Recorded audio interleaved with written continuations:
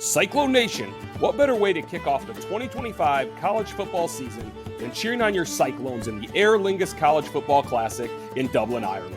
Whether it's a quick trip to Dublin for the game, a multi-city adventure throughout the Irish countryside, or premium game day hospitality, there is a package for you. Visit cyclones2ireland.com for information on official travel and hospitality packages. That's Cyclones, the number 2, Ireland.com. Welcome in. We're doing Kickin It here on Cyclone Fanatic. We're coming off a bye week. Now, don't be a dingus. You book with Aer Lingus. Have you been to their website? The cyclones2ireland.com? Yeah, it's pretty sweet. There's lots of different packages. A lot of packages. Yeah. I legitimately want to go. We will have at that point, it's August of next year. We'll have a 19-month-old? I don't know if that's like totally the best age to put her on a flight for 8 hours, but just leave her at home. You know what? There's food in the fridge. There's some Cheerios in the pantry. You can figure out how to get in there. This is Kickin It. As I mentioned, I'm Jeff Woody. I'm here with Grant Mahoney of Mahoney Bees. Big day, big week for Mahoney Bees. We are brought to you by Kelderman Manufacturing. Kelderman.com. We are just about to harvest season. There's if you're harvesting things, whether that be anything that attaches to your combine, any connections between combine, tractors, whatever you got to do, and you got to get it fixed, and you don't necessarily want to take it to some big, whatever, out-of-state, non-cyclone machining, don't do that. Go to Kelderman.com. Get your shit made, specifically by Jeff Kelderman. He'll shake your hand and kiss your baby. Maybe he can watch your daughter. I think it would be a little weird if I just dropped off Nell and it's like, hey, you're staying with this stranger for 10 days. I don't know. She generally poops sometimes. You figure it out. Grant, how the bees doing? That's great, man. You mentioned harvest season. So harvest season for actual farmers is coming up soon. Honey harvest is done, though. Got about 150 pounds, really between two hives. So it's a lot of bee puke. Yeah. It's a lot of puke. Yeah, delicious. Two different locations, obviously, Indianola and Ankeny. Indianola is just a very, very sweet honey, and Indianola's got a little more fruity taste to it. Really happy with this year's crop, though. You brought in a sampler. It's delicious, but I can't. We'll get some. Aiden and I still haven't had our containers. It's fine. It's not. I just put my logos. I just put my logos on the jar, so I'll bring them in. I'll bring them in next time. I would still like to request mine's in a jar that's shaped like a little teddy bear. All right, I can bring it in. Yeah, teddy bear is fine. Iowa State coming off a bye week. Nothing happened, which is good. This is anytime a bye week is no news is good news. I personally think the bye week came at a great time, just because anytime you play Iowa, it's just a rock fight, and be able to come off and kind of rehabilitate that, especially linebacker depth. You have, if there's any offensive line depth is another thing. Like a lot of physical games that you're going to be playing, you can recover from that. Also, around the Big 12, shaped up well for the old Cyclones. You know what, Jeff? I said last year, just sight unseen, didn't know our schedule, that Iowa State was going to win 10 games. Looking pretty favorable. Not bad. And also, like, the fact of Iowa State potentially getting into a playoff bid. Now, this is very much cart before the horse. 12-0. Okay, that's not even cart before the horse. That's like it's Cam Rising's gonna get hurt, and Utah's a completely different team. So Iowa State's probably gonna play Luke Wilson, whatever his name is, Owen Wilson. Owen Wilson? Yeah. Isn't he like 57? Wow. Iowa State Cyclones. Cyclones. Wow. No, it's Isaac Wilson's his name. Oh. Zach Wilson's brother. Little Owen Wilson. Yeah. So Zach Wilson obviously went to BYU. He's a Cougar, and then Isaac is a Ute, whatever a Ute is. Isn't it an Indian tribe? I think it's an Indian tribe. Shoot, I'm going to hell for that. Good job. I think so. It was interesting just because as far as playoff, again, cart before the horse, but recognizing the fact that. So this is a thing that I kind of view about success in most things. There's a tremendous amount of luck that exists, but you then have to take advantage of the situations that luck presents you. Can I skirt you on that real quick? So last year, West Virginia was very lucky. The ball bounced their way very favorably. This year, regressing to the mean. It is not bouncing their way. They wanted to. And so like the door is open for Iowa State. It's opening for Iowa State. And the fact that the teams that they need to beat to be at the top of the conference are almost all in the back end of the schedule between UCF, Kansas State. Kansas looks really bad at this point without Kotelnicki, and then Utah are kind of the big dogs that are left on Iowa State's schedule. Now, granted, you're not overlooking anything because Houston's substantially better. They've gotten better. Week 2 from week 1. So it's not like you're overlooking anyone, but Iowa State should be favored in every game up until UCF, and then we'll see by the time that happens. I think even at home, they should still be favored. Yeah, but like if UCF just rolls and wins by 35 points for the next few weeks, which I doubt, but like theoretically, you're going to be favored up until that game by 7.5 or more, probably for most of the games from here to there.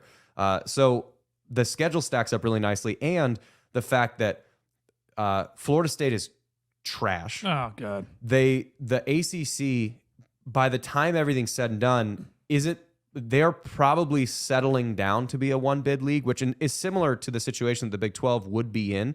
But the difference is like the SEC and the Big 10 for a really long time needed to have and did, like the Big 10 more specifically, you need Ohio State and Michigan to be really, really good. And then your conference is, quote, good because it doesn't matter who else is there. If the fourth place team played the fourth place team in any other conference, don't care how that stacks out. Your top teams need to be good. And the top teams, quote, need to be brands. It's like if Kansas is ever bad in basketball, a lot of times people say, oh, Big 12's down. Well, Kansas is down. The Big 12, the conference is still good. So what the ACC has going against it is that the brands that are there, the Clemson got schmacked by Georgia, and then Florida State's bad. Those are your two brands that were expected to be good. What's crazy is that Florida State was picked to win the ACC. Yeah, and they're 0-3, and they paid $1.1 million to Memphis. According to their coach, though, like your team would be 0-3 too if they played a powerhouse schedule. Is what he said. Sure, but so the brands in the ACC aren't holding up their weight. So as good as the rest of them are, you talk about perception. Georgia Tech or whoever else is going to be in the top of the ACC by the time they're all said and done doesn't have the cachet of the top team. So you need to have, in order to be an Iowa State that gets in, as much as it stinks, Utah and Kansas State need to be good until Iowa State plays them, and then you beat the teams who are favored, who are already ranked, who are expected to be good. They then were good, and then you beat them. Kansas State can suck. I don't care. It's better for Iowa State if they don't. Yeah, I'm just saying realistically. But as far as the ACC is not having that go well for them, so it doesn't seem like they're going to have enough name recognition to say, oh, yeah, ACC, give them 2. And then Notre Dame losing to Northern Illinois, huge. They'll lose 2 or 3 more games. So them being out or presumably out because they got to play USC and whatever, then it leaves the door way more open for Iowa State to do that. So they can, it's not like they have wiggle room and they can lose like 4 games, but if you lose a barn burner in Salt Lake City and it's like 28-27 and that's the only loss in your record and you play them in the conference championship game, you're probably in because of how the schedule has shaken out. So like the past couple weeks have been really good. And again, Kansas being bad helps. It removes some teams from the top. So it makes it so you can do that. Texas Tech, a little bit of a wild card because they were really bad and then really good. So I don't know. Big 12, so far, the door is opened. Will Iowa State walk through it? We will see. Yeah, and I apologize to any fans. I hope you did not listen to my betting advice where I said last week that I thought North Texas would beat Texas Tech. They absolutely did not. 52-7, I think, at halftime. Yeah, and I texted to you guys. I was like, oh, man, North Texas lost really bad. Oh, God, it's only half. That didn't work. Not a good beat there. Arizona State, they obviously snuck by Texas State. But I'm joking, 12-0 obviously, but it's not out of the picture. I think Iowa State obviously just needs to focus on the team ahead of you. Arkansas State, I'm not worried about them. They're not terrible, but they're not good. I mean, Iowa State should win favorably. But then you mentioned Houston. They've gotten better week over week over week. Willie Taggart's a really good coach. A very good coach. And, they almost took down Oklahoma at Oklahoma. Which we don't know how good Oklahoma is. Yeah, like they're kind of feels like they're a little getting by on reputation. But they played Tennessee this week, which that... Be telling. What is it? Iosavac? What's the name of anyway, the name of the Tennessee quarterback. It's like Iamaleva or something. Iamalava or whatever. Anyway, the Tennessee quarterback, really good. Tennessee... He got paid a lot of money to go there, so he should be pretty good. Did. But Tennessee... Put it to Iowa last year in the bowl game. Hate to see it. Yep. Tennessee, really good. They're playing Oklahoma, so we kind of get to see what that actually is like. But Houston, I'm glad that they're playing them earlier in the schedule than later in the schedule. But yeah, the schedule stacks up well. And again, opportunity. Like it doesn't mean it is lucky in the way that the teams being good, Iamaliava. I am a Leva. Iamaliava. That's what I'm going to go with. Nico. Let's call him Nico Iamaliava. Really good. Number 8. Anyway, the door will, like I said, the door will be open. Will Iowa State walk through it this weekend? For anyone that watched, I only watched bits and pieces of it. Arkansas State did play at Michigan. The score isn't really indicative as to how the game actually went because there was 2 garbage time touchdowns. Yeah, so Arkansas State, they were obviously they just played Michigan and they were down 28-10, I want to say, with 28-10, 20-3 with about 5 minutes left. And then just garbage time. They got backups in. Yeah, I take that back. With 9 minutes left, they got the ball with 9:20, and then they drove down the field and they scored with 5:38 left to make it 28-10. Michigan goes 3 and out. Arkansas State comes back, and then they score with like 8 seconds left. So they lose to Michigan by 10, but it wasn't a contest. I'm sure those 2 games, those 2 scores at the end of the game were against Michigan's backups. Of note, though, Arkansas State, their starting quarterback is Jalen Rayner, who is a pretty mobile quarterback, so something to keep an eye on because Iowa State has kind of struggled with mobile quarterbacks. But he was not the quarterback for the last 2 drives. Texas Tech transfer Timmy McClain came in and marched the team down the field to score twice. So will McClain start? I don't know. Something to keep an eye on. He had a pretty decent stat line, though. 7 of 11 for 82 yards and 2 touchdowns. It'll be I think you can't overlook an opponent just because they are, they've got dudes too. They can play. I mean, Iowa. Their head coach is Butch Jones, who used to be at Tennessee. Yeah, so good coach can scheme. Like they're gonna get theirs. I don't think that you should be of any delusion this is gonna be like a 40-0 type game. But Iowa State is more talented. They do have, especially with John Haycock and that defense, like this defensive scheme, and hopefully getting a little bit healthier. And the way Mauser's kind of called everything, it feels like if Iowa State dots their I's and crosses their T's, they win this game comfortably. But that doesn't mean that they're guaranteed to do that. So I think the thing that I would like to see, this is very much just like an echo of week 1 against North Dakota as far as what we are sort of going into it thinking, which is I want to see it clean. As always, you want to get everyone out healthy as best you can. And then I think the thing for me more specifically is figuring out a way that the running game can be more of a consistent starting point than a backup point where you're trying to run off your passing game, where there are times when there will be times later in the year when it's 4 minutes and 12 seconds left to go in the first half, and you have to possess the ball the entire time because your defense is tired. Can you run the ball when they know you're running the ball? That is going to happen. And to this point, Iowa State's done that some. They just haven't been as clean as they need to be. So offensively, run the ball, and I mean, just keep throwing it the way you're throwing it. That doesn't feel like it's any different. And then defensively, obviously fit the run better. Those are kind of the 2 things to me: is run the ball if more efficiently, more effectively, more explosively, and then defensively is fit the run a little bit better. Because outside of that, it feels like Iowa State has been playing really well-rounded ball. Yeah, and I'm not too worried about Arkansas State. I went back and looked at all 3 of their games, and they can't stop. You watched, 6 hours of film? No, I just box scores and just looking at stats that way. They can't stop a nosebleed, though. They suck at defending the run. I expect Sama to have 100-plus yards. The receivers who have torched them are built similar to Jalen Knoll, who's also a dog, so he's probably going to have 100 yards again, probably a touchdown again as well, too. As well, too. Whatever. Additional, I just the same way. Campbell, he's not going to just beat a team bad. In Campbell, he's in his style, we're probably going to win 24-14. And people are going to be like, what the hell is going on? Iowa State could realistically win this game 42-7, but I don't think Campbell will do that because I think he's going to want to save some of the plays for Big 12 play. They're going to do just enough to win, like they did versus North Texas, and it's going to be one of those head scratchers. Oh, are we a good team?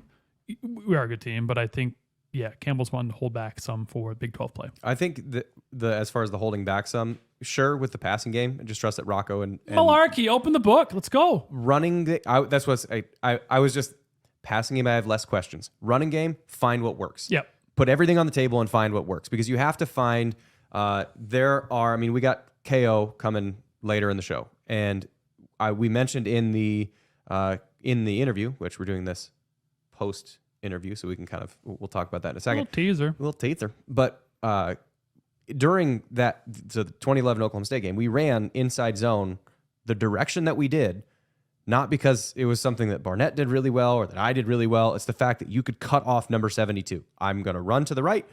72 is going to wash a dude to the right, and I'm going to cut behind him. That's pretty much how it works. And we found that out over time because we know that 72 is really good. He's gonna move somebody. I'm gonna do that. Iowa State right now doesn't have that run game identity. When you need it, can you do it? Like, as much as it's really the only thing that Iowa's offense has going on right now is they're gonna go off tackle with number 2.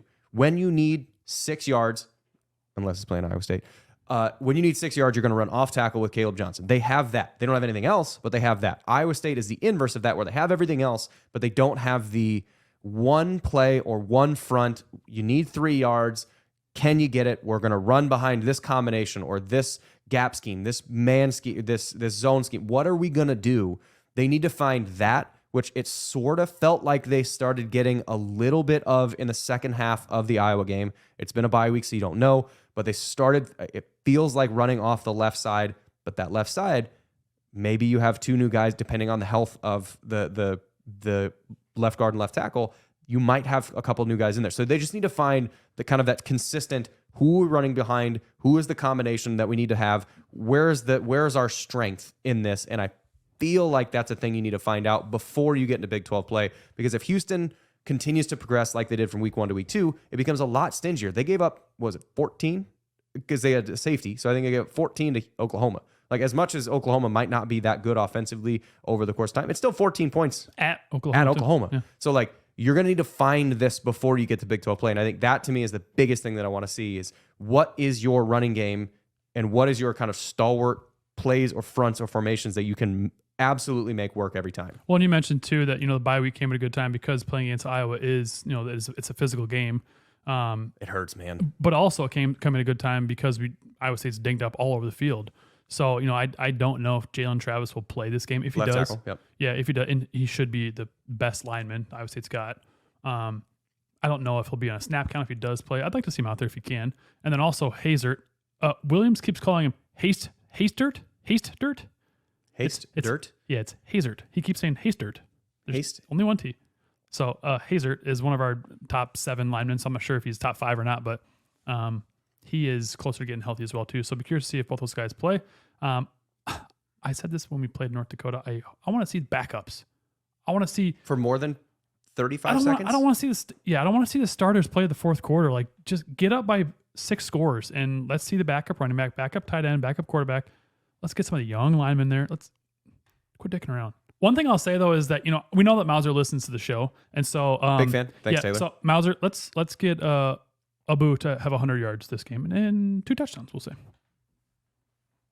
You want to timestamp that one, Aiden, just to make sure that we can come back to that one, just so we know when Mouse listens. But yeah, don't be a dingus. Book with Aer Lingus. Cyclones2Ireland.com. Cyclones #2 Ireland.com. The Aer Lingus College Football Classic. Really cool website too. If you haven't checked out, do it. A lot of cool packages. If you're driving right now, don't do that. We're gonna go to our interview just because we have we played with a Hall of Famer now officially. We're that old. You know what this Hall of Famer probably ate a lot of though? Probably ate a lot of pork. So we want to thank the Iowa pork producers as well too for sponsoring our show as well too. I saw they have a new commercial out because purchase more ham and bacon. Yeah, because Hammond's not on the team anymore. Yeah, and bacon's hurt. Yeah, we have some injured bacon. Yeah, so they brought in Steve-O Klotz. They're like, Steve-O, you're coming in next, and he's like, purchase lots of bacon, and just cross off the K, and the guys in the commercial are like, no. And then some guy on the team's last name's Hamilton, and then. I don't know if I think it was Tyler Moore. He's like, let me guess, you crossed off everything on your last name except for Ham. The guy holds up his jersey, just Ham. They're like, no, next. So they're still working it. But they did have like a cutout of Hammond. It's just to put him in there. So he's there. We can't make this work. It would just be purchase more bacon, which feels like a pretty limited, which is true. Like purchase more bacon would help the pork producers from the Iowa Pork Producers Association, but it feels pretty limited. Like purchase more bacon, but also other things, which doesn't feel like it has the same ring as purchase more ham and bacon. Yeah. which he's not dead, but he's just RIP. I for think that. Bacon's brother's on the team too now though, or he's coming in next year. So purchase more bacon. purchase more bacon. Yeah. Purchase more bacon. Too many bacons? No. Purchase bacon, more bacon. Whatever. KO everyone. All right, and now we welcome in Kelechi Bad Mother Shut Your Mouth Osemele. KO, how you doing? K-Easy. I'm easy. I'm nice and easy. I'm chilling like a villain, you know? There we go. Hey, man, we appreciate you jumping on with this. So this is a pretty big weekend coming up for you. You're getting nominated into the Iowa State Hall of Fame along with a few other Iowa State athletes. What does that mean to you, going to the Iowa State Hall of Fame? What's that mean to you? I mean, shit, man. It's important, I guess. Like, obviously, it was the best decision I ever made in my life. You know, when I was going out there originally, people were like, what are you doing, bro? Like, why are you leaving Texas? Why are you going to Iowa State? And the only thing I can explain to them, I was like, bro, I always do things that feel right to me. And something spoke to me when I went on my visit. So I guess, like, in a way, it's like validating, you know what I mean? Like, I made the right decision by going to that school because I feel like I learned what love is by going to that school. I learned what family is by going to that school. I learned what community was by going to that school. So it's like a full circle thing, I guess, if I had to, like, put it into words. Yeah.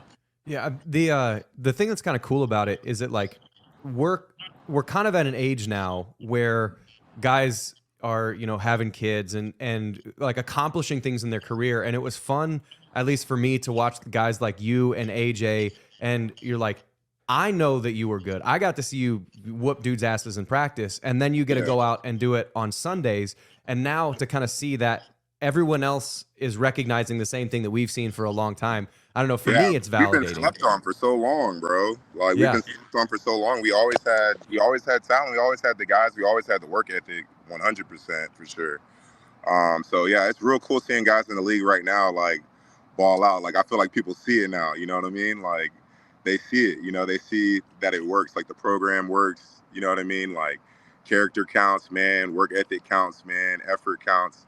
And doing the things the right way, it matters and it counts. And it doesn't matter if you came from freaking Florida State or Alabama, bro. Like, if you're doing the right things and you got talent, it'll work out for you no matter what school you go to. So it's pretty dope to see that.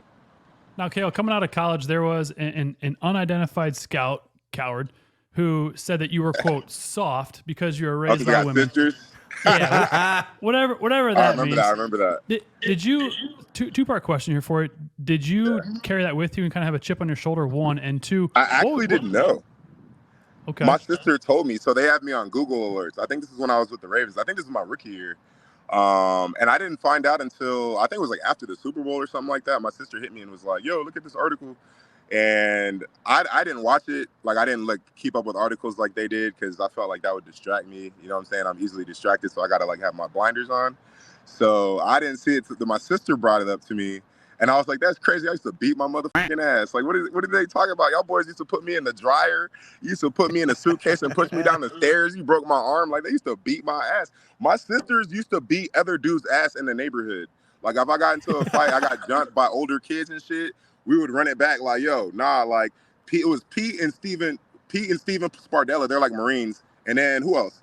Dexter D-Money, he's coming on a trip. D-Money and Etzel and all them boys. Them boys, like, we would play this game called, well, I can't say the name of the game because it's not PC. Throw them up, hit them up, that kind of thing. I used to ball, right? And they would get mad because I was young and I was balling. So then, you know, fight break out and, you know, they'd all gang up on me and stuff like that. So I'd come back to the crib and grab my sisters. We would pull up. We would fade all of them. So I was like, yo, they clearly didn't know what kind of family we came from, bro. That's funny. Yeah, too soft because you had sisters. Except for the fact that those sisters could kick the shit out of pretty much anybody. I bet you whoever that scout is, like, my sister probably, like, could take him, like, low-key. Like, my sisters, they like 5'11", you know what I'm saying? They were size 11s, you know what I mean? Like, they're athletes, they're beasts, like, and they got tempers. Like, bro, what? Like, okay. They would never say that to my sister's face. That's the crazy thing. I don't think an unnamed scout citing anything is going to be unnamed. Right. Okay, Yeah. so you get for the Hall of Fame induction stuff. If you're thinking about back, because I would imagine at least a little bit of the Iowa State time kind of rattles back in your head now that you're getting inducted. Are there any things, any moments that kind of stick out from your time at Iowa State? Because I have a photo of one which I sent to Aiden, which is the coldest offensive line photo I've ever seen in my entire life. Which this I got one that here, framed at my crib right now. this for those that are audio only. So this is YouTube and audio. For those that are audio only, this is the coldest offensive line picture ever. It's The KO double pancake, pancaking, man, extra syrup. pancaking. I believe that's the defensive end onto a linebacker. That's two dudes getting pancaked on one play. It was if there's a reason why, so that's the Oklahoma State game, though, 2011. Yeah, there's I a remember that reason shit. why we ran inside zone to the right is because then I could just cut off KO's big ass because he's doing this. So I didn't have to do anything because KO's doing that. So what time at that Iowa shit's crazy. State I remember popped that into your shit. mind? We kept running it too. You know, like that's the best compliment you can have from a coach. Where it's like, oh yeah, like I already know, like I know exactly where the ball's going right now. And you hear that call again, you're like, yep, he's coming back right over here. I'm on right now. I was in the zone, bro. Bro, you couldn't stop me, bro. Like my will was just like fucking solidified at that moment. Throughout that whole drive right there, there was like no stopping me. Because the best part for me on that, so my read is the first, so like the front side. So I'm looking at the right guard. But most of the time, after the first play, because I think that double pancake was the first down play. It was just whooping two dudes' asses. Herman calls it again. I'm like, I don't even have to keep the front side in my head. I'm just Herman's looking at what 72 is doing. He be seeing shit, bro. I don't even know how he be seeing shit. He just be seeing like, oh, what's going on over there? Yeah, run back over there. Yeah, run behind 72. So what other times from your Iowa State time kind of pop into your head, I guess, other than the double pancake Oh, moment? man, motherfucking Sue hitting the ball when we was beating their ass. We was running the ball on him in Nebraska. With him hitting the ball and getting all mad and shit, like twice in a row, the flag, you know what I'm saying? A personal foul for hitting the ball because he lost. That pops out at me immediately. That was hella funny. And then the parade when we got back. What else? You know, blocking Claiborne, that was hella fun. Running into him in Arizona and being like, oh, he's actually a nice-ass dude, bro. Like, I used to hate this guy. What else? That Okie State game after it, this dude had brought out a blades of grass and a ticket, and he had it in a Ziploc bag, and he had me autograph it. And then it came up again, like recently I saw a photo. He was like, I still got it. I think it's one of Kevin's friends, I want to say. I think Taylor might have did that. That was a crazy memory. Texas. Yep. That was probably big for you as a Texas boy. Me, Darius Dark, all the guys from Texas balling out. That's actually how my agent first became aware of me, was that game. So the Texas game popped out. Yeah, I would say those are like the big ones. Playing Iowa, Oklahoma State, because they're number 2, and my mom was in the stands, and it was senior night. And then the Nebraska game where Sue was acting like a baby. Those are like my favorite ones. Like we just spoiled this kid's like little dream or whatever. I'm like, bro, I used to love playing him in the league too. You'd always switch over to the other side. I'm like, bro. Oh God. Okay. Why you flying over there? Why you flying over there? Hey, in Dominican, why you playing 3 tech on the other side there, bud? Like, why you going to the other side? Hey, what are you doing? JJ did the same thing. I'm like, bro. JJ Watt did? Yeah, like you're not slick. I remember the first time we played my rookie year, I hit him. He tried to jump in the air or whatever. I, hit him, put him on his ass. He gonna get up talking about some, where's the respect, bro? I'm like, what? Like, this is football. What is he talking about? I'm not supposed to hit you. You about to bat the ball down, bro? That's like the number one thing we saw on the tip sheet. Like, what? I'm not about to get my ass cut because I let you bat balls down. You got me fucked up. How what would you say are the guys that come to your mind? Like, so you just mentioned JJ, you mentioned Claiborne, and Sue. Whether it's college or the pros, who are the guys that stick out in your head as the best opponent gladiator that you had to fight the entire time? Tamba Ali was a dog, bro. Like, that dude, we went at it, bro. And I remember we're in halftime. They're like, good job, man. He's out. Like, he broke his hand or something. I don't know what it was. But he didn't make one noise about it or nothing. I didn't even know he was hurt. Like, I thought we was about to go back to war again. And then after the game, I don't know what hand he broke, but he shook my hand and shit and was like, yeah, man. Like, he didn't even really say shit. He was hella quiet, and he just went to war. So Tamba Ali was a dog, bro. Like, I love playing against him. And then Corey Legit, we actually trained with the same dude, this boxer, during COVID, because everything was closed in San Francisco. So I had to go down to, like, Huntington and San Diego and stuff.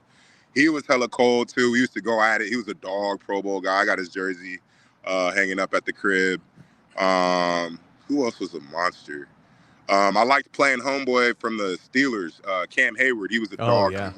Yep. I liked him. He didn't run. Like, he didn't try to do nothing fancy. It was like, boom, like, let's go. So I love playing against him. That was hella fun. I really just like guys that just like came to compete and just had that dog. You know what I mean? There's a few guys I'm missing some, but like I just like guys that are like physical players, and it's like they're gladiators and they're just down. They're not on that finesse stuff. Like they're like, nah, we're banging. Like those are like the type of dudes I like playing against. So that was hella fun. So KO, you had a pretty legendary NFL career. Obviously your rookie year, you won the Super Bowl, and then you won another one with the Chiefs. But then you also I wasn't on that team. I thought you had two. Don't you have two Super Bowls? No, I didn't get there till the next year. We lost to the Bucks. We lost to Tom Brady. Oh, I'm gonna give you credit for two though. And then at one point I believe you're the highest paid offensive lineman in the game. So yeah. For you, obviously you've been to the mountaintop a few different times. Mm-hmm. What for you at any point in your NFL career were you like, yeah, I've made it? I don't know. Like I've never really thought I like made it. I guess I never really even thought like that. That never really crossed my mind. Really, my mentality was like just competition. I just like going against like the best.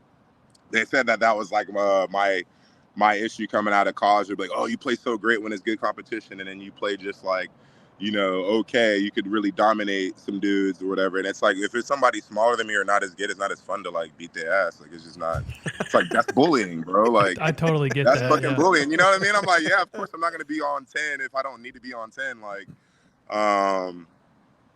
but yeah, no, I don't know, man. Like, I guess I just don't, my mind doesn't really work that way. Like I like turn up when I need to, be at your best when your best is needed, I guess they say. Like, yeah, my mind doesn't really, I never really like felt like I arrived at any point. It was just like, I'm finna compete. You know what I mean? Yeah. Like that was pretty much it.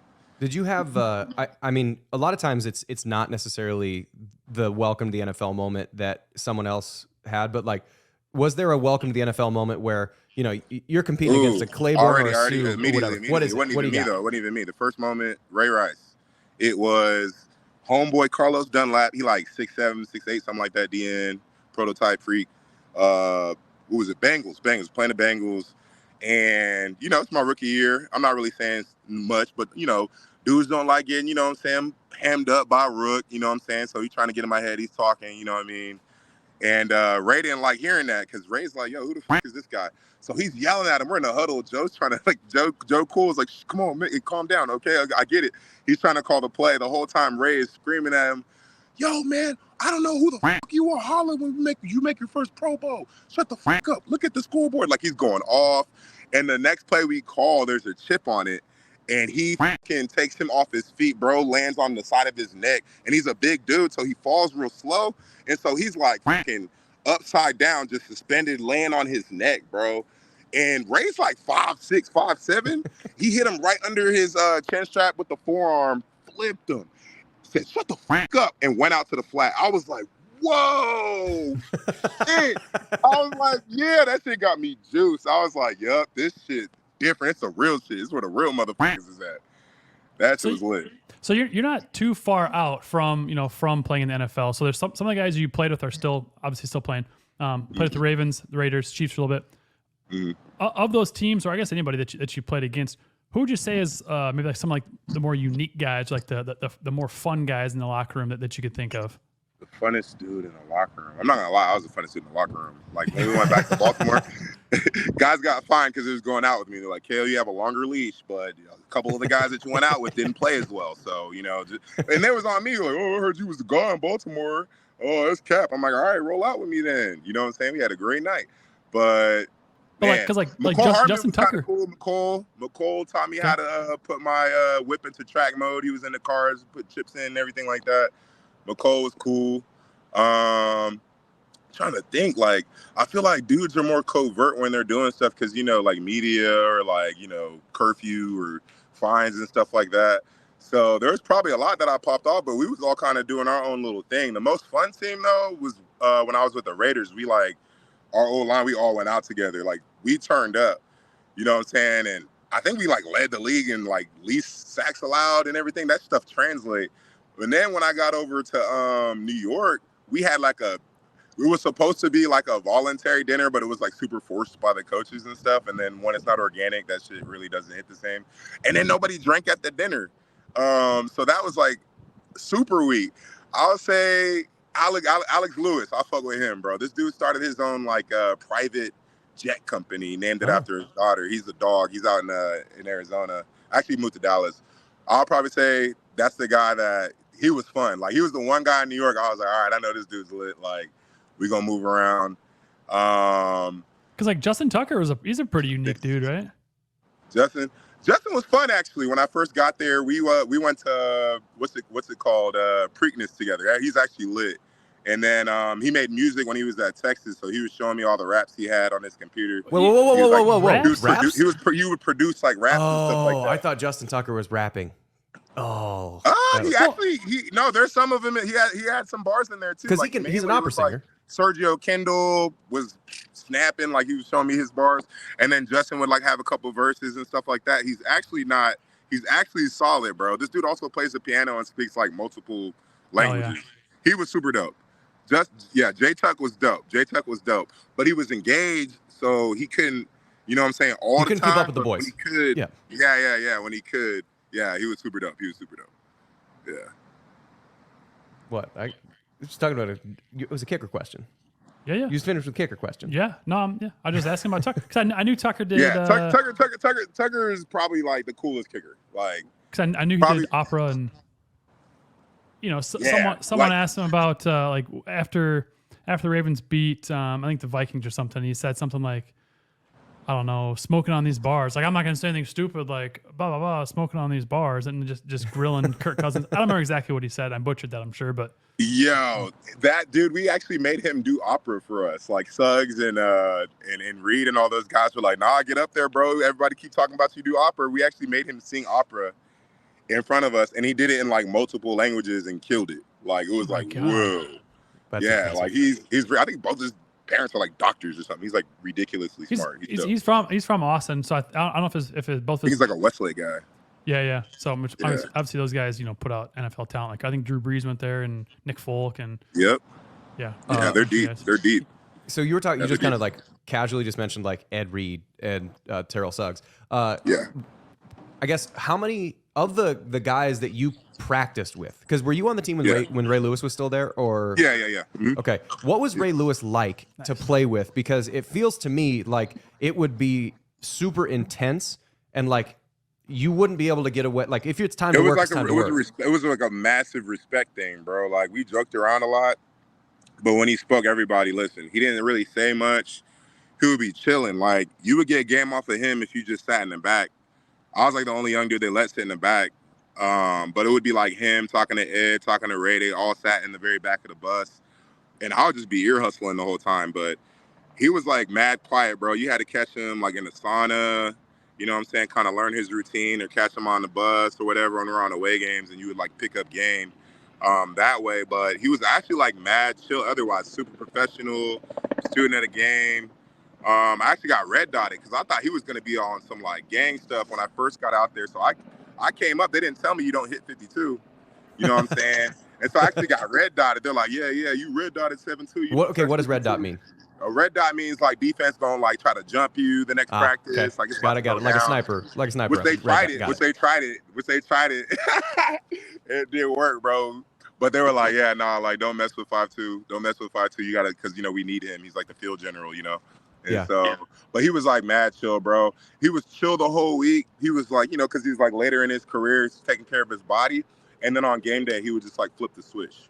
Yeah, I was gonna say it's pretty wild that you say he's chill, especially because he does his little dance. So yeah, like he doesn't activate until like game day. He's like really in his head. He's really like smart too, like super poetic when he says stuff, bro. He's the type of dude that like will be quiet for a while and just get in his cocoon and then come back and like whatever insights came to him while he was doing that, he would give you that right before he went to war, basically. And then everybody would go out there and ball. I feel like, was Ed Reed the same way? A little bit more talkative as far as just like learning. Ed was mad quiet too. Okay. Yeah. Ed was mad quiet too. Actually, Ed was more quiet than Ray. Really? Ed was more quiet than Ray. And it would be funny because like it would be stuff that he probably should say that's good to say. But since Ed is so quiet, he would mess with him a little bit. Like he had to say all that, like make fun of him for whatever quote or whatever like poetic thing he said. That he like mess with him. They'll like mess with each other. But Ed was like mad chill, like mad chill. I remember walking into breakfast one morning, like before my first training camp or something like that. And the most I ever heard him talk, at least to me, was when he was just asking me where I came from and where I'm from and being like, yo, man, we brought you here for a reason. Like, don't be scared. Just do your thing. Yeah, that's pretty cool. But other than that, it was just like he was mad quiet. He was all about his business, period. Yeah. Like, that's I kind of remember wild. he became his own agent at one point. Like, he was all business. Oh, wow. All business. That's kind of wild that he's quiet because he's the guy from college, right? That was like, I'm not okay. I'm hurt, right? Yeah. I ain't all right. Hell no, I ain't all right. I'm hurt. Yeah, that's him. But, like, that's Ed, though. Like, he's not going to say nothing unless there's something serious going on. Like, you know? Like, it has to be something serious. If it's not, he's not saying anything. You know what I mean? Like, you know what you need to do. They led by example. People were, like, super professional. And the standard was just so high, right? Like, everybody knew what their job was. Just do your job. So not much needed to be said. You know what I mean? So I feel like that's why, that's how I learned leadership. A lot of times you don't need to say anything. You just need to be present. You just need to be there. You just need to do the work. You don't have to say anything. Yeah. Usually, it's very rare with a team of men and with a team of professionals that anything even needs to be said. Yeah, I imagine that's the biggest difference between college and the NFL is that, like, you talk about player-driven leadership. Like, these are grown-ass dudes. Like, obviously they're big humans in college, but like they're 18 to 23. You don't really have anything figured out. Ray Lewis, by the time you were playing with him, Ed Reed, by the time you were playing with him, is like 37. Like, the dude's been in the league for 15 years. Like, he knows exactly what's going on. I guess there's just so much bigger stuff going on when you're at that level. Like, a guy just got robbed and now he's got to move his family. You know what I mean? Like, it was just bigger stuff going on. A guy's kid sick. Like, it was just like, so football was just like, all right, we're going to do this and get back to our lives, basically. You know what I mean? Like, it wasn't like, it's like whatever adversity or whatever hype the media would be on. It was just like what we actually deal with on a day-to-day basis is so much bigger that the game was easy. You know what I mean? Like, it's fun. It's a game. It's football. You know what I mean? And so that was kind of like the vibe, really, being on that team. Yeah, I got to ask, too. So you were in the Super Bowl when the power got cut, right? Like, it goes Ravens 49ers, and the power goes out for 15 minutes. What would you do? How did you guys stay, like, would you stay warm in that? Were you just, like, bullshitting with each other? Like, what was going on We during did the what power we outage? always do when there's a TV timeout or whatever. Like, first of all, it didn't feel like 15 minutes. It's so much adrenaline. That shit went by fast. But, like, yeah, you do what you always do. Like, ride the bike or stretch or whatever like that. Like, people are just infinitely locked in when you're on a championship caliber team. That kind of tells you what type of team you have. That wasn't anything that we even needed to think about at that point. Shit was just, we're firing on all cylinders. Everybody knows what they need to do to be at their best and to be ready. So the finger's always on the trigger. But yeah, that shit went by fast. Like, that didn't do shit, like, at all. Like, it gave them time to make some adjustments, but like, it didn't affect us whatsoever. Yeah. At least on offense, we were beating their ass on offense. We were running the ball all over them. So physicality. I think physicality is how you can define the Ravens. There was, I guess, is there anything that comes to mind when you think kind of specifically about your time between going to Iowa State to playing with the Ravens, because that was your first season, that you needed to learn, whether it's like a technique thing or an alignment thing? Take care of my body. Calm down. You're doing too much. You training too much. Like, you know what I'm saying? You need to rest too, young buck, stretch, foam roll, do all of that stuff. Like, they had to back me down. They're like, I'm coming in there at Friday at 10 p.m. to lift and stuff like that. And they were like, yo, man, like, you're a pro. Think about yourself as like a car. You're going to run off the tread. You a race car. You got to have enough tread on the tire for Sunday. So that was like the thing that I learned was like to be more careful. You know what I'm saying? Like, hey, man, like, you're going to blow a tire, bro. Like, you need to, like, you know what I'm saying? Be careful. Learn to listen to your body, basically. Listen to your body. That was like probably the number one thing. Yeah. How are you feeling now? Because I know obviously injuries are kind of what ended your career. But how do you feel now? I'm feeling great, man. I'm feeling really, really good. Yeah, I'm feeling great. That's good. And you're out in, just for the listeners, you're out in San Francisco now? It's currently sitting 68 degrees on a freaking California shore. Baby. I like the beach. What can I say? I like nature. I like the beach. I go on hikes and stuff like that. So yeah, it's dope. I like it out here. It's sunny. Last question I got for you, KO. So obviously you're coming back to Ames this weekend. What are you most looking forward to coming back to your old stomping grounds? Man, just like seeing my boys, man. You know, one of my buddies, my boy Carson, still has his mugs from like 12 years ago. Mug night? You know what I'm saying? So he's like, "Do you think they'll honor these?" I'm like, "If they don't, I don't know." Like that's Hey, do they still do mug how night? can you not honor a guy that has his mugs from Mug Night from 12 years ago? Like, bro, what? So I'm like looking forward to like hitting all the old spots. You know what I'm saying? Aiden like just maybe graduated. smoke a cigar on the field if possible, if they let us do that. You know what I mean? And just like camping, kneeling. My cousin's never seen the campus actually, so Okay. and he's met like all of my boys. He's met Jay Black and everybody, and we've traveled the world together. We've traveled through the states together, so it'd be dope for him to see where we all went to school, because like that's like my primary friend group, are the guys that Zach Rulin, all those dudes that I hung out with and just let me like relax and not think about school or football for a little bit, and took me home to their families on Thanksgiving and stuff like that, and showing me like what family was about and what community was about. So he hasn't met those dudes, so it'll be cool for him to see the place that I fell in love with. So that would be really dope. So Aiden is our producer. He just graduated college last year. Yeah. Congratulations. And he says Mug Night is still a Thank thing. you. Yeah, Mug It's Night still is a thing. They still honor that. very They still much do it? alive and well. Yeah. Ooh, let's go. Yeah, I'm excited. I'm excited about that. Yeah, man. I hope it's still as cool as it used to be. Like, I hope it's still dope. It's different, man. I think you are going to be shocked with it, because have you been to Ames? Have you been back to Ames when was the last time you were in Ames? Man, I feel like it was, but I want to say it was like before COVID. Okay. So or maybe right after. I don't know. It's been a few years. It's been a few years. It is different. Like Welch Ave and University, that's the one that, right? Like Welch University right there. Yeah, those Lincoln two Way. streets. Lincoln Way, that's what it is. Lincoln Way and Welch. Those two are so different. What's Barely it like now? recognizably different. Headliners is gone. There's a CVS there. Yep. And there's a Starbucks there. CVS closed. Hey, what about CVS Sips? closed. What about Size Roos and Sips? They're still Oh, there. still alive. They just They're redid still the alive? patio at Size. It's Let's huge now. go! I didn't That's even know what. there was What about patio Cafe size. Boudelet? Is that still? Cafe Oh, yeah, B, that's alive still and there. well. Yep. Yep. Okay, Cafe B still there we alive. go. alive and well. Okay, it's not that different. We still got some spots. Is the country bar still? Outlaws? Yeah. Oh my Yes, God, but I think they forgot might about have. that. Yeah, I think I that's still forgot there. about that. Hey, it was salty every time we walked in there. I remember I went there with Tufty once, and Tufty finished a pitcher by himself in about 45 minutes. Yeah. Just 'cause Oh it's yeah, that's nothing for Tufty. Mickey's I've still seen him there do too? crazier. I've seen him do crazier. The first time I met Tufty, he got into a fight. First okay. time. Yep. With All the right. Iowa guy. With the Iowa guy. It's not- The only Yep. Iowa guy at the party, he somehow found him. And he gonna ask the guy. Dude was being weird, you know what I mean? And Tufty's funny, so Tufty is like, "What the hell, bro? Like, why are you so close to my face?" And just boop, puts his finger in his mouth. Like, yeah. So like, oh shit. And then, meet me outside. You know what I mean? He slipped on the ice. He was too drunk. Dude got him. Dude got him in the eye. Had to pull him off. And I remember the next day, Yancey, Coach McNice was like, "Hey, man, love on our guy Tufty. He just got humbled last night." I remember that. That's hilarious. Oh, man. God bless it. All the I football gotta tell you the story about Kevin Tucker, too. all the facilities the football facilities are all super nice now too. I'm not sure you probably haven't seen those yet. But Oh, man, it looks beautiful.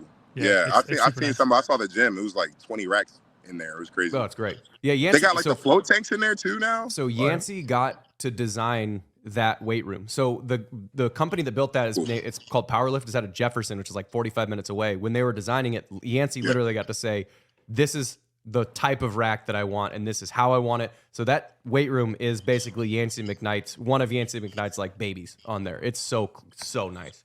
That's so cool, bro. I love Yancey, bro. He's such a good dude, man. He's such a good guy, bro. I gotta say, like, Yancey probably, even throughout the league, might be one of my favorite strength coaches, man.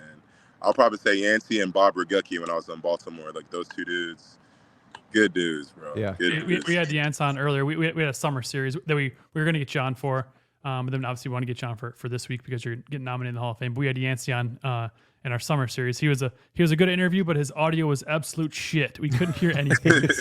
He was talking 6 miles away from. Works. Yeah, he's like, I I told you it works. I know what I'm doing. I couldn't figure out how to get my audio working. He was- I know what I'm doing. I'm like, damn, I thought this shit was a little easy, but you doing the science stuff. I see. Like, okay, you know, my matches are going up. Don't let the Slayer and Pantera and the goatee fool you. Dude is a genius. Yeah, he was smart as man. And he had a big ass heart too. I remember when that shit popped off in Joplin. Yeah. With the tornadoes and everything like that. Yeah, he was real, bro. He had our best interests at heart, and he cared about people for sure. Like, he was with a guy that, like, if you were on the wrong side of Yancey, you absolutely knew you were on the wrong side of Yancey. But if you were on the right side of Yancey, he wanted everyone else to know how hard you were working and how good you were doing. And like, that was the thing I always appreciated. Like, some white walk-on running back. Like, I needed a little boost from the strength coach. I feel you. We appreciate your time, okay? We gotta save some time for the rest of our show. I gotta put a baby down here in about 45 minutes. I'll see y'all boys in a few days. I'm gonna go kiss on my baby and shit. Yeah. We appreciate your time. We'll see you this weekend though. All right, man. I'll see you. Hey, we appreciate you jumping on. See you, Kale. No doubt. See ya. You too. We played with a Hall of Famer, Grant. We did. It was, I wonder, like, there's legitimate. I feel like there's a legitimate discussion. I don't know if he's gonna make it to Canton, but like, he was a one-time All-Pro and two-time Pro Bowler. At one point was kind of the most dominant guard in the NFL. Like, I wonder if at some point, I mean, I doubt he's like a first ballot, but like, it's just cool to have a conversation. The fact that there's a chance that guy might not just be in the Iowa State Hall of Fame. There's a chance that he could be in Canton, and you wouldn't call me crazy if I said that. No. Yeah, I mean, he had a like I said in the interview, he had a pretty good NFL career. I could have sworn that he won it twice. Like you said, he wasn't with the Chiefs when they won it. Yep. We're not known for fact checking here, so no, Aiden needs to do a better job. Aiden just needs to do a better job. Yeah. One last thing I'll say too, Jeff, is that Aiden had shared the picture of KO double pancaking the guy, when he ran in for Oklahoma State, and Aiden will add this in to the video as well. There's a picture out there. I think it might have been my true freshman year maybe, of KO like high-fiving me on after a PAT, and he looks like he's 4 times the size of me. Like it looks like like he is closer to the camera, but he's not. We're on the same. He's just a big human. Enormous. Just he's a giant human. big human. Yeah, just a really really great guy off the field too. So it'll be good to see him this weekend. Yeah, well, I think that's all I got. Me too. Thank you to all of our loyal listeners who are still listening. Looking forward to the Cyclones going 3-0. Top 20, Iowa State Cyclones. Bingo. And as always, remember, adopt. Don't shop.